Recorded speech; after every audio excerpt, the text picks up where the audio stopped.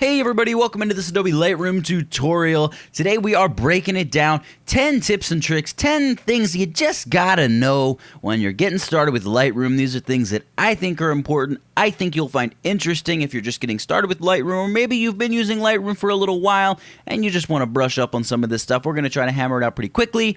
If you do enjoy the tutorial, please make sure you hit the little like button and also subscribe to this channel so you never miss another Lightroom or Photoshop or photography related tutorial in the future. If you do really enjoy the video, you can pick up my Photoshop course. It's all about how to retouch photos in Photoshop. I think you're really going to like it. It helps support what we do here on the channel. Plus, you're going to get a lot of cool value out of it that as I said before, I think you're really going to like it. All right, well, let's get started with this video and take a look at the number one thing that I want to talk about today, and that is importing images, because when you first open Lightroom, it's not full of beautiful pictures, and you need to go out and shoot some beautiful pictures and then import them into Lightroom, and we're going to do that using this button right over here, Import. Now, I should mention before I hit the Import button, I am here in the Library module of Lightroom, and I can just hit the Import button. And what Lightroom's going to do is bring up over here, I can, number one, select the source, and this is valuable when you've plugged in a card reader or something. You can go ahead and navigate directly to that card reader and just import your images directly from a card reader and save them to a place on your hard drive and sort of link them into Lightroom so Lightroom can work on them. If you already have the images on your hard drive, and I'm going to find them here on mine under my hard drive users, Nathaniel Dodson, desktop, and hey, there it is, that shoot. And look at this, we've got a bunch of .cr2 files. Now, a few things we can do here. These photos, as things stand, are not going to be copied. When I have this selection up here, Add, chosen, Lightroom's simply going to link itself to these images where they are stashed on my hard drive. If I go out to my Finder and I open up a new window here and I go to my desktop, there is that shoot folder. So I can open that up and hear all these .cr2 files. They're not going to be copied. They're not going to be changed. Lightroom is simply going to say, all right, link to 1, 2, 3, 4, 5, 6, 7, 8, 9, 10, and so on and so forth, and import them into Lightroom that way. So it's more or less establishing a link. We can also do this here where we move the photos to a new location, essentially copying them, copying them is the next step here. Move the photos to a new location and add them to our Lightroom catalog, i.e. link them up with Lightroom. I almost never use that. Copy them, I also almost never do this. Sometimes what I'll do is copy them and convert them to a DNG. So what this would do is it would copy all these .cr2 files, convert them to DNGs, stash the DNGs on my hard drive, I can pick where I want them to live, and link to those DNGs, those .dng files here in Lightroom.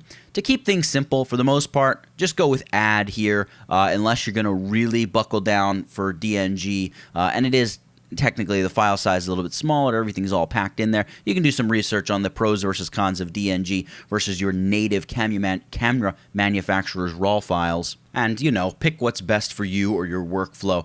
We're going to stick with Add here. And what's happened is here in this central area, we have all of the photos, and they all have this little check next to them, right? A little check, little check, little check, all over the place. Now, I can uncheck all of them, and you can see they all sort of do this fade out thing. And let's say I only want to import the photos of him with the car.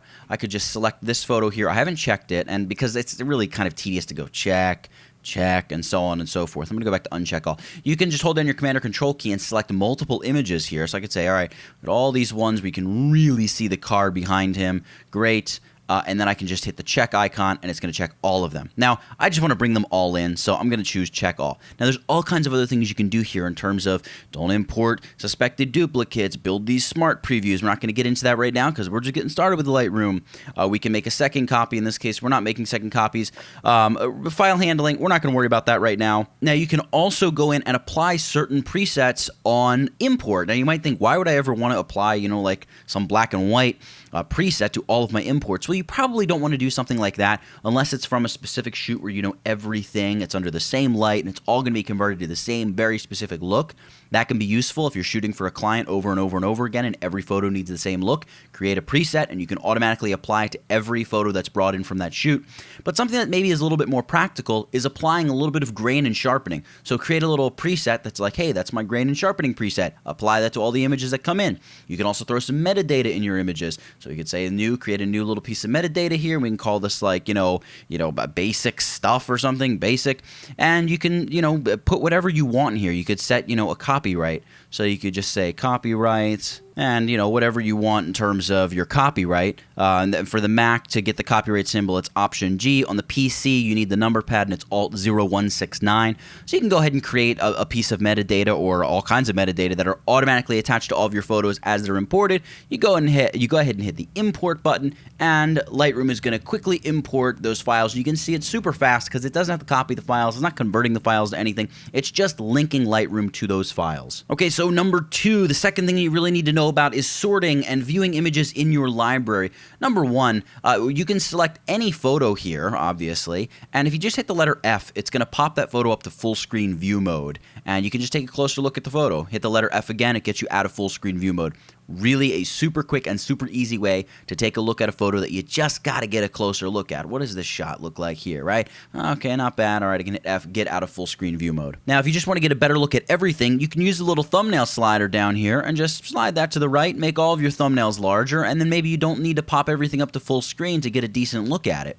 You can also drag any of your panels. See, just hover over the edge of a panel, drag it left or right, and you can expand or contract your panels, or you can hit these little arrows over here on the sides of your monitor, right? You can just collapse those panels all together. You can do this with all the panels, top, bottom, left, right, and you can hit the tab key to bring them all back or make them all go away. Whatever you like, you can do anything like that here in Lightroom and really customize and tweak the UI, the user interface, your workspace as much as you like. I'm going to make my thumbnails a little bit smaller here. One last thing I want to show you about viewing and sorting your images is a little bit to do with the sorting part. Let's say we want to select multiple images. Well, as we saw when we imported, we can select one image and Command or Control click multiple images, or if we want to select a continuous strip of images, let's say we know we want image 13 here, all the way over to image 18. You can click on the first image, hold down shift, click on image 18. It's going to select all of those images, and maybe we want to set them aside in a temporary collection. Well, we have this little quick collection here, and I can see Lightroom's telling me there's 4 photos that are in there right now. I don't want any photos in there, so I'm going to right click on quick collection and say, look, clear the quick collection. And then what I can do with these photos here is simply hit the letter B. The letter B will add these 6 photos. See that? Now there's 6 photos in the quick collection. And this is great because as I'm going through my images and I just want to quickly grab a bunch that I really like, I can just select it, hit the letter B, boom. It's going to throw it in quick collection. I can hit Command or Control B at any time and it's going to bring up my quick collection folder so I can then look at my selects. And then from something like the quick collection folder, we're going to talk about this in a little bit, we can create like a real collection, not just a quick sort of temporary collection. I'm going to right click on this and just choose to clear this quick collection. Go back to my previous import here. Say previous import, and these are the 60 photos that we just dragged in of John. Now beyond quick collection and stuff, maybe they're photos that we really like. Maybe this portrait here we just think is really, really great. Just the spacebar key, by the way, to jump into loop view mode, and the letter G to jump back to grid view mode. Let's say we really like this photo of John. There's all kinds of sorting and picking. We can hit the letter P to flag it as a pick. See the little flag icon got activated. You can hit the letter U to unpick it. So that's how you think of it.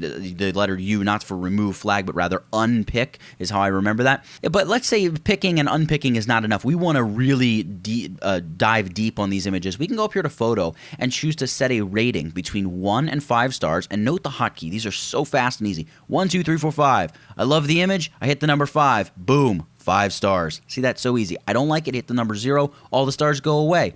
We can also go and set a color label. This is really helpful for me because if I have images that need to be sent to Photoshop or I need to continue retouching, I'll give them a yellow label. But once they're done, I give them a green label. So you can just use the numbers, right? You got 6 through 9. Purple is its own thing hanging out there. But if we say we want to retouch this, give it a number 7. That's a yellow. And then we say, yeah, we kind of like that one. That'll be a 7 as well. But then this guy down here, he's already retouched. He'll be an 8, and he'll be an 8, and he'll be an 8. All right, so we can do that. We can select all these images that we have, given a specific color. We can clear the color by going Photo, Set Color Label, None, or, and this is where the color labels really become helpful, we can come down here to our filter drop-down menu here, and we need to hit this little switch icon. That's going to turn our filter on, and we can see, look, up here, look at this, all this stuff came. So we can say, look, only give me the photos with a green filter. And there they are, the 3 photos with the green filter. Now we can add to that, say, you know what, give me the ones with the yellow filter too. Or, I don't want to see the ones with the green filter. And they go away. I can click on yellow again. It's going to get rid of that parameter, and all my images show up. You can do the same thing with flags, stuff you flagged as a pick, stuff that's not a pick, something that has a 3-star rating or anything better than a 3-star rating. There's all kinds of stuff you can do with the filtering system in Lightroom to very, very quickly go ahead and begin sorting your images and knowing exactly what images you want to attack and retouch and clean up and do whatever needs to be done to deliver some seriously kick-butt images to your client. I'm going to get rid of these color labels here. And before we move on, let's just real quick talk about deleting images, because there's not really a better place to talk about it. Let's say we want to delete an image. Well, you can right-click on any image and choose Remove Photo. Now, Lightroom's going to say, look, would you like to delete the selected master photo from the disk or just remove it from Lightroom? Remember, these images are simply linked through from that shoot folder, right? So this last image, number 60 here, is this _MG_0060.cr2. That's that image. So if I tell Lightroom, look, delete it from the disk, Lightroom will go in and delete it from the disk and get rid of it. So if I just want to remove it from my catalog but still preserve it on my hard drive, I just choose remove. To really emphasize this point, I'm going to choose delete from disk. I almost never use this option in real life. In fact, I would say I maybe have used it 5 times ever. I'll just go delete from disk. And I go back to my Finder, and sure enough, 0060 is no longer there. It just stops at 0059.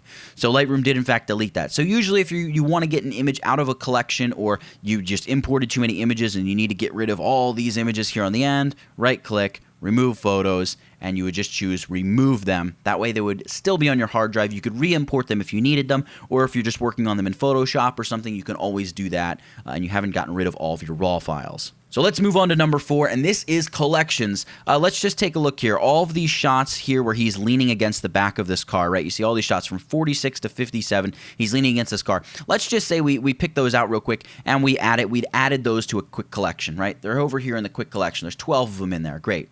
You don't need to add to a quick collection first, but I'm just going to use this as an example. We've got all 12 of these images here. We can just select them all, and I can come down here to my collections panel, and I can hit this little plus icon. I can just go plus, create collection, and I can say, look, hey Lightroom, include the selected photos in this new collection, and I'm going to call this John Silver Car, and I'm going to choose create.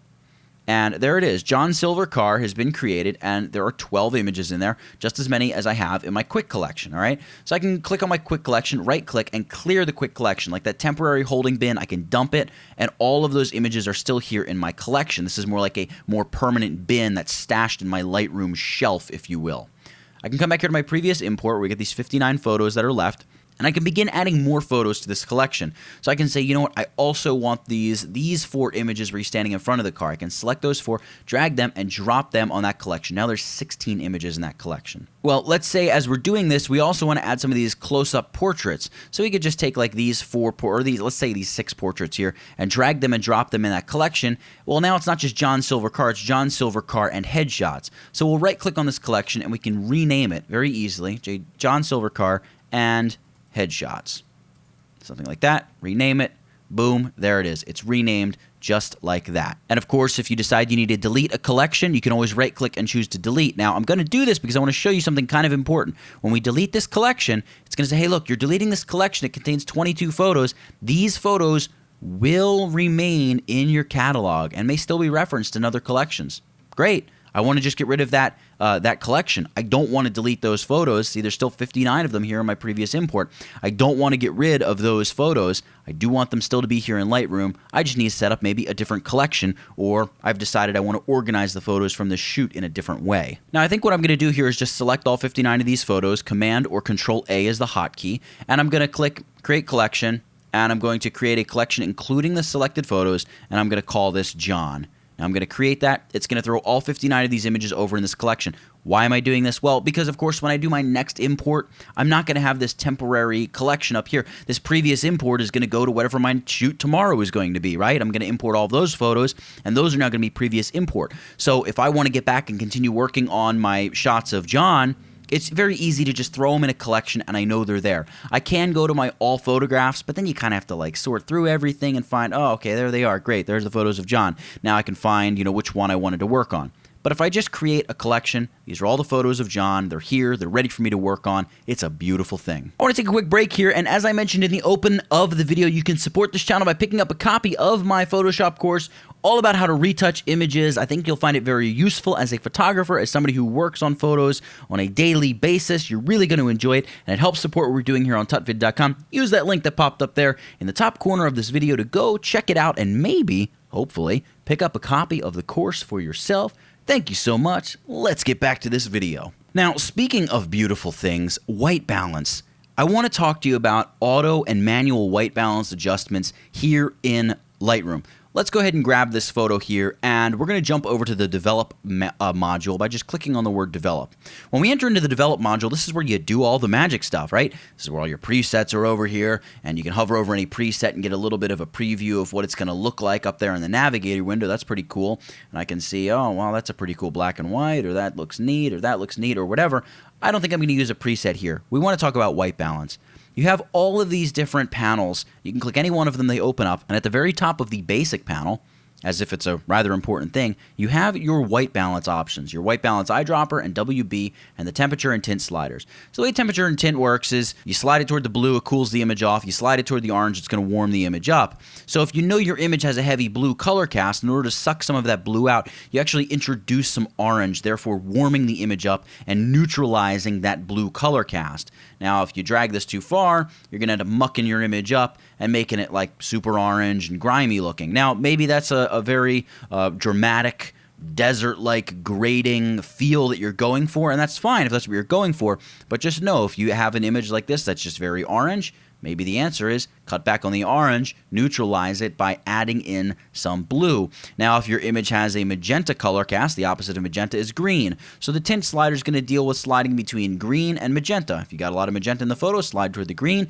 If you have a heavy green color cast in your photo, well, just slide it toward the magenta a little bit, and you'll basically be able to find a sweet spot. Now, I'm going to very intentionally knock this image way out of whack, and we're going to talk about the auto white balance eyedropper tool. You can just click on this tool to pick it up, click again to put it down, click it to pick it up, and hover over an area of the photo that should be white or of a neutral color. So we're going to choose kind of a diffused highlight down here on the collar of his shirt, something like that, and I'm going to click once.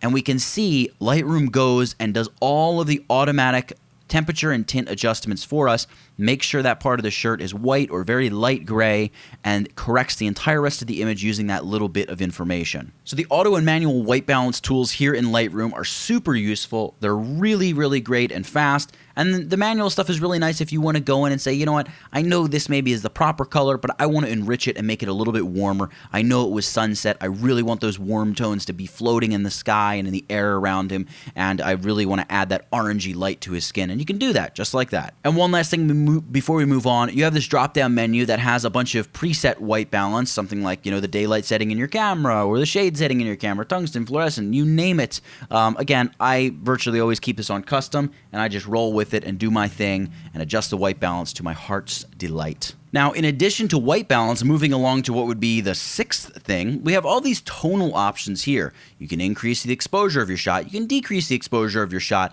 And by the way, as you do this, it's a good idea to keep an eye on this thing up here called the histogram, which is going to let you know if you've got way too much going on in the highlights of your photos or way too much going on in the shadows of your photos. See, as I make the photo darker, see how all the data in the image compresses to the blacks and shadowy portion of the histogram? That's not necessarily a good thing unless it's the exact look I was going for, which in this case it's not. Usually a histogram that's pretty spread out is a pretty well exposed image. Now that's just speaking very, very generally.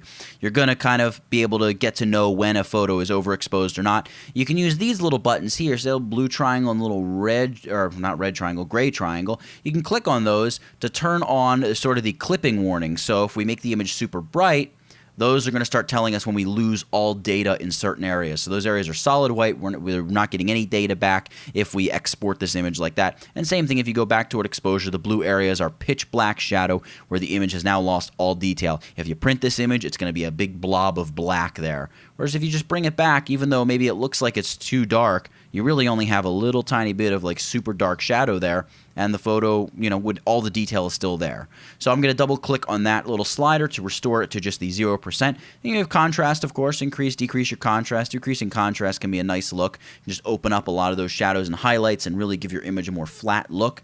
And then, of course, you can target highlights and shadows. Highlights and shadows target those particular tonal ranges very generally. So just generally the brighter parts of the image and generally the darker parts of the image, whereas whites and blacks more specifically target those areas of your image. You can see, well, like when I hover over shadows, right, this slider, watch what happens up here in the histogram. You'll see what part of the histogram lights up. See, it's dark, but it's not quite the blacks. It's the dark areas of the image there.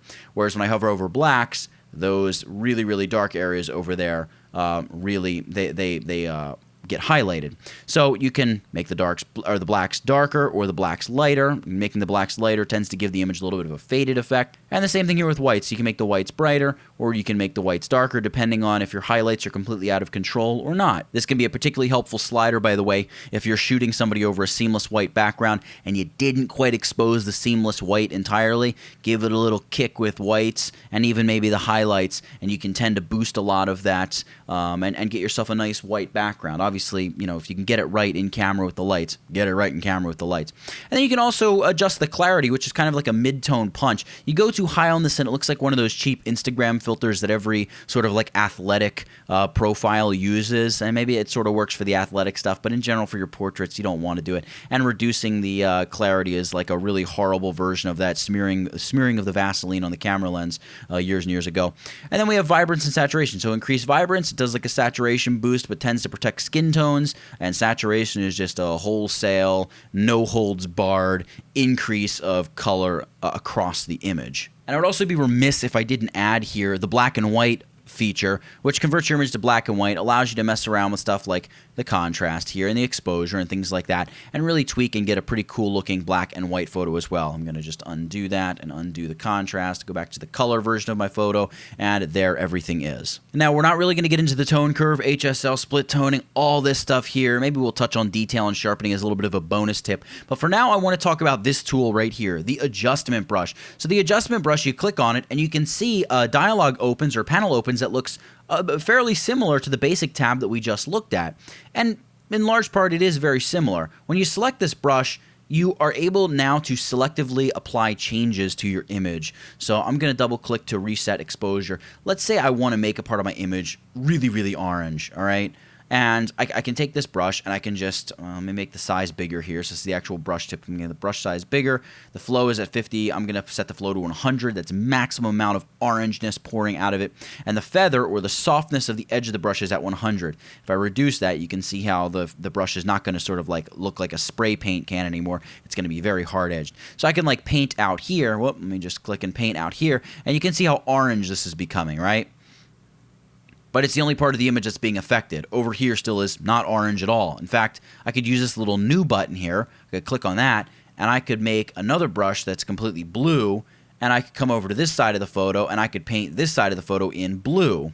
So the adjustment brush allows you to really go in and tackle your image and, apply selective adjustments to your photo. Of course, it's still non-destructive, but some of the important things about the brush tool are being able to set size and feather and the flow. So I'm going to turn the flow down here. The flow is basically the amount of effect that's coming out. If it's a fire hose, we only have it 30% open now, so we can just apply a little bit of blueness to this side of his face, not the full, the full blast blue that was being applied out here. And you also have all these other settings you can use in here, from temperature and tint to exposure and clarity and saturation. You can also increase sharpness, noise, work on moire, and also defringing. All these are options that you can use the adjustment brush for. Now, one really cool thing about the adjustment brush is the ability to auto mask. So if we turn auto mask on, we create a new adjustment brush here, and we do something like, it's got to be something crazy. Let's hit the little color thumbnail here. See color? We can choose color thumbnail, and let's go with like a really, really hot pink,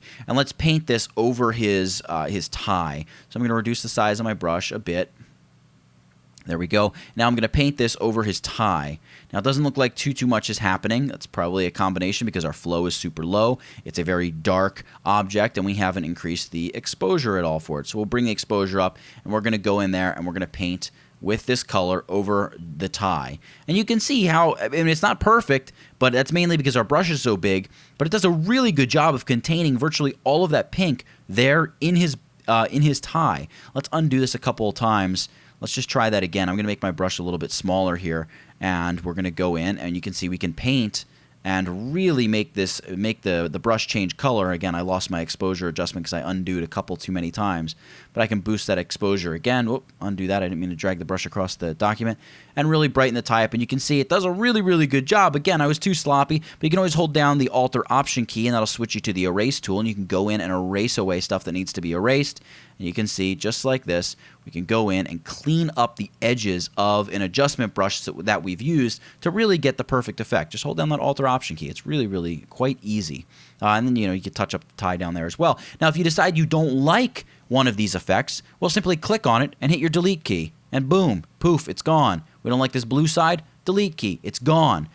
We like the orange side, but it needs to be adjusted a little bit. We can select it and make any adjustments we need to make over here in this panel. So the adjustment brush is a super flexible, super non-destructive way to go in and begin painting in adjustments in your image. You can go in at any point, hit the Delete key, get rid of any adjustment brush point that you've laid down, and it's just a great, super duper duper useful tool here in Adobe Lightroom. So let's just do something quick with this guy. We're going to apply a preset for the sake of time. I'm going to go with this FTE, the woman preset. It's kind of a heavy preset, but just so we can really see that we've applied something to this image.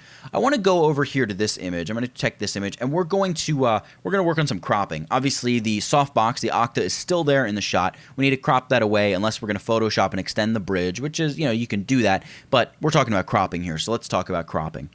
Right here is the crop tool, right there in the top left along the strip of tools above the basic panel. So go ahead and hit the crop tool. And we can do a few things here. We can simply grab a corner and crop to whatever size we want. I'm going to undo that, Command or Control Z. We can hold down our Shift key, and that will constrain the image to the original proportions, right? So you're never going to lose that proportion that your camera spits out. We can click on the blank space next to Aspect, and a few options will pop up first in terms of aspect ratio. We want to crop an 8x10, go with 4x5/8x10. We want to crop a 16:9, boom, crop a 16:9.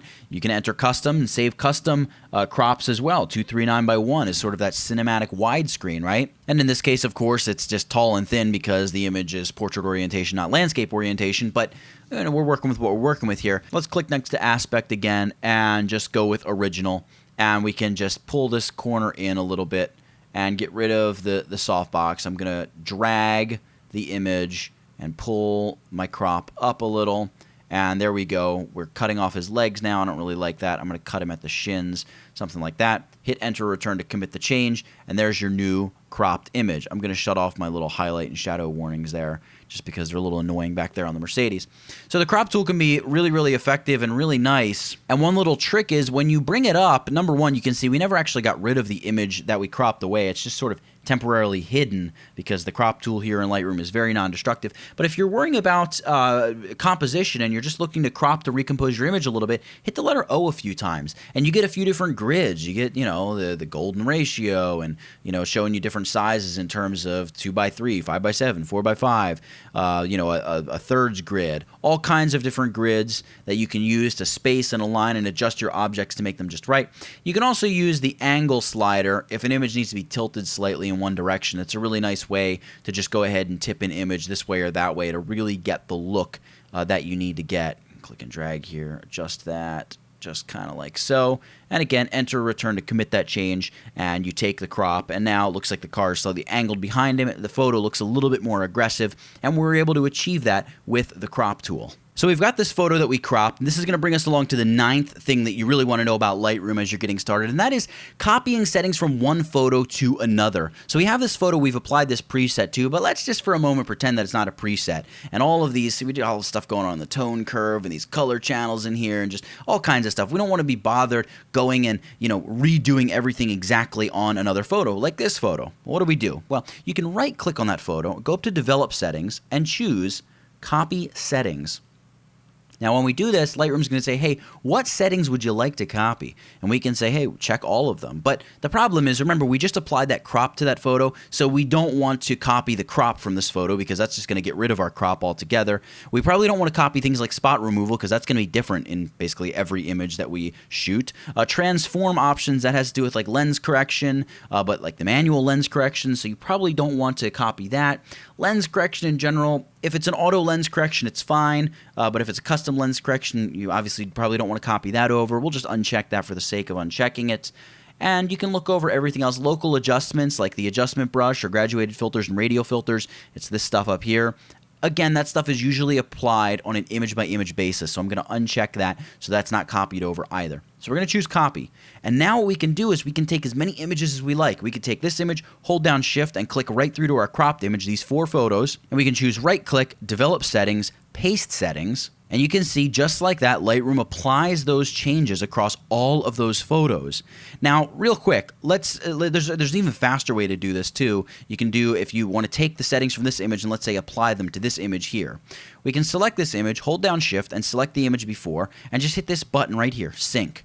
Sync it. It's going to say, hey, what settings would you like to synchronize? We're going to synchronize all the stuff except the stuff that we just went over.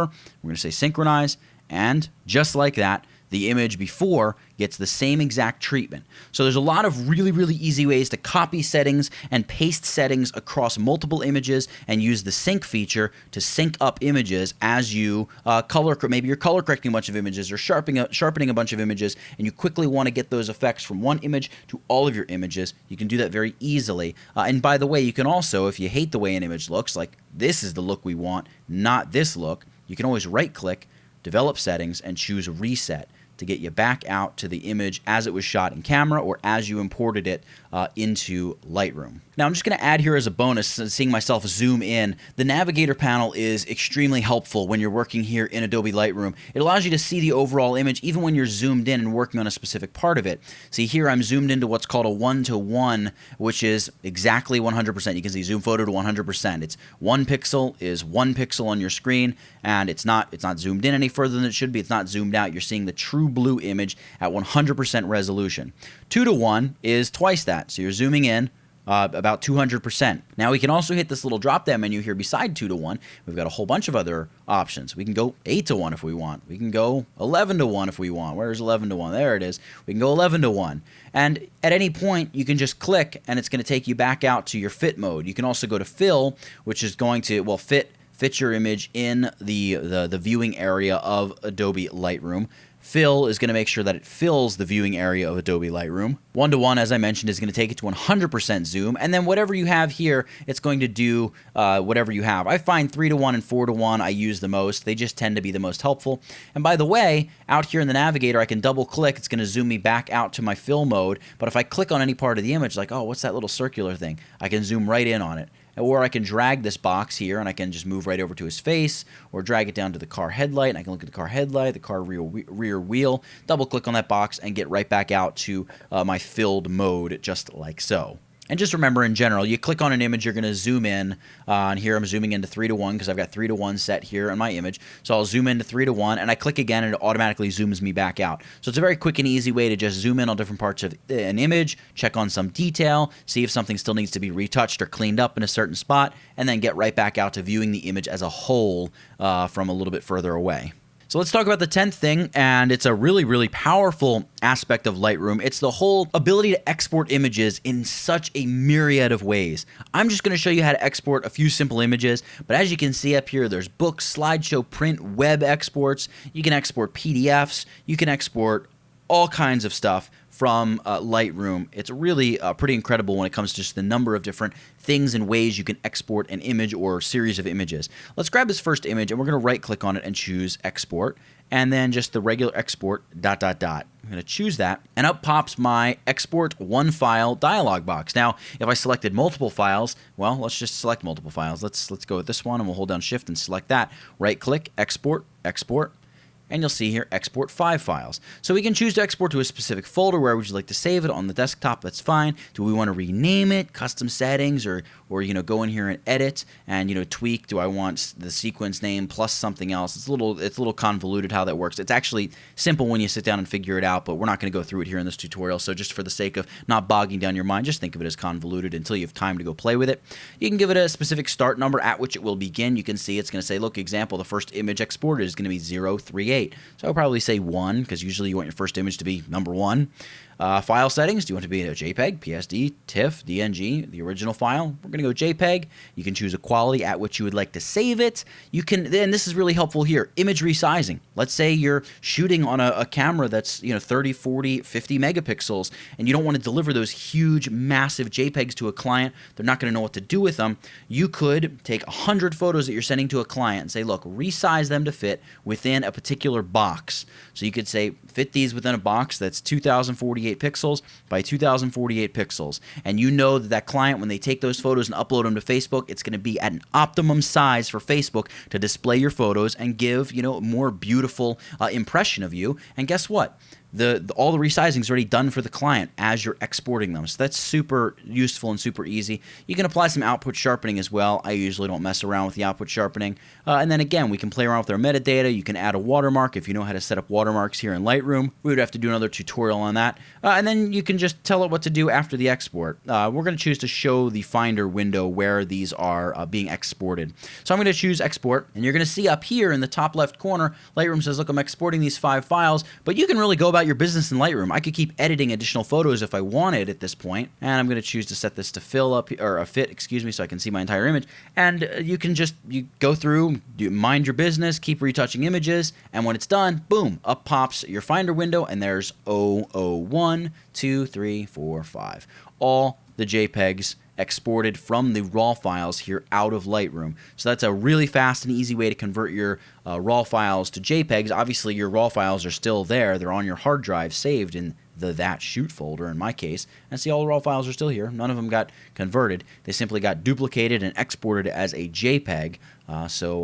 So those RAW files live on and still look beautiful and have all that data and amazingness for you to retouch and work on in the future. I'm going to close this. Now, before we wrap this up, I do just want to show you one last thing in terms of it's sort of exporting. You can right-click on any image, and you can choose to edit in, and you can choose to edit in Adobe Photoshop, and it'll take this RAW file, ship it over to Photoshop. When you're finished editing it in Photoshop, it will, when you close the file, it just sort of automatically ships it right back to Lightroom, and you're hunky-dory. You're good to go. It's pretty awesome. So if you need to do some advanced, maybe a sky removal or sky replacement, I should say. You probably never want to really remove the sky, but you're building a composite or something, and you import your photos and you organize them in Lightroom. You take it over to Photoshop for the heavy retouching, bring it back to Lightroom for all the fine tonal work and color and sharpness and noise.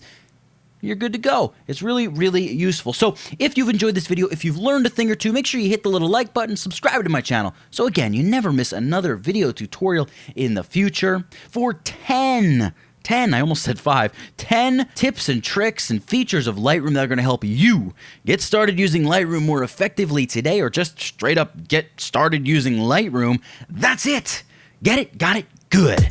Nathaniel Dodson, tutvid.com. I'll catch you in the next one.